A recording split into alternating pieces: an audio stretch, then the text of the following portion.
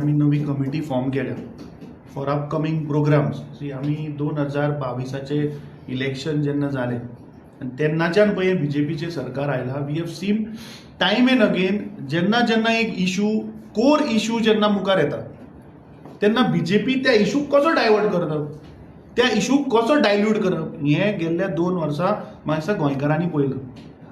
Today we have discussed in length that the core issues of Goa जे आसा, land grabbing आसतले, land scam आसतले, job scam आसतले, आज अनएम्प्लॉयमेंटाचे इशू, हे इशू घेवन प्रत्येक मतदारसंघात तो इशू बाबा कसो लायव्ह लोकां मेरेन वचपाचो हाजेर आज आमची विस्तारान चर्चा जाला. आणि जो 26 तारखेक आमी जो प्रोग्राम लॉन्च करता, this is going to be a 1 year long programme वेरीन हे सगळे लोकल इश्यूज प्रत्येक मतदारसंघात वेगळे वेगळे इशू आसात.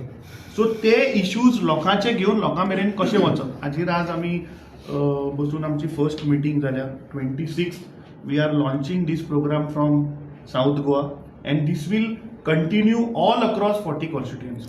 I think need of the hour is की आज जे ओपोजिशन जे आसा who are fighting against the government for the people of Goa, I think that has to be the main focus agenda.